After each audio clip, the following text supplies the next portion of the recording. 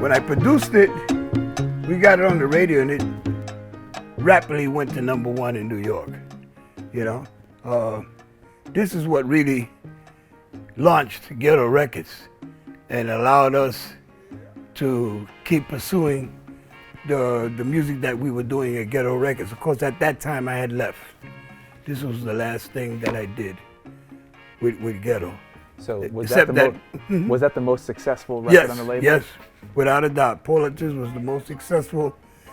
This album, if it would have been done correctly, would have enabled me to see my dream, which I did with Sal Soul Records, and that was to create Motown, a Latin Motown. Because with that financial backing, I would have been able to do the things that I had dreamt about. I had done the label, and I was just starting to permeate the sound that I wanted to infiltrate to the public. And then things fell through, we broke up. He decided to produce the rest of the records. We parted ways. So you got the rights to the label from your partner, George Febo, when you suspect he was under investigation by the FBI or some other government agency. And approximately 1974? Somewhere during that time, yeah. It was when I was having my difficulties with Fania. I had no other recourse because I couldn't record for anybody else. But I said, at least I could start a label and do what I, had learned throughout the years, with Ghetto Records, and that was my intention.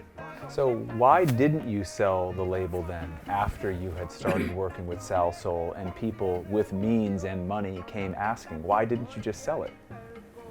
Because it was complicated. We were partners, the company was set up, and at a point when I knew that he was under investigation, I didn't want to really have anything to do with it because I didn't know what it involved. People were knocking on doors.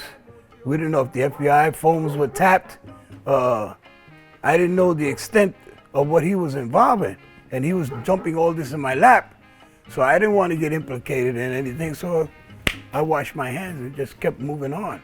And I said, well, one day something will happen, and it did. You came along. I had those tapes laying in that closet, and I refused to give it to anybody. And throughout the years, there were quite few people that tried to bootleg the product. One of the first things that we talked about was the fact that you are a co-founder of the label.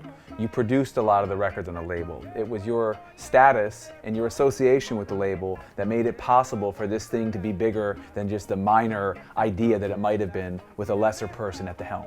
At the same time, you had all these artists that put their trust and faith in you. And one of the things that I was so happy that you said was that when we put this out, and if we found the artists and their families, that we could cut them in so that they wouldn't feel like they were being left out of something. Exactly, because I'm glad that we came to that agreement, because you got to understand, a lot of things were left unsaid.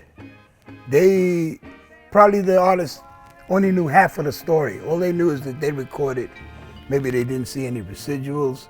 I don't know what he did after I left the company, because I went on to do other projects. And so for a long time, they might have thought, well, part of that had to be Joe Bataan's fault, when it wasn't, But at that time, I don't think I really cared, because I knew my involvement, I knew what I had done, and I felt guiltless about anything that transpired, because I never made a penny from anything that was done there, I gave my talent and my know-how in producing these records. And of course, I saw in the foreseeable future that that's where any profit that I would gain would come about.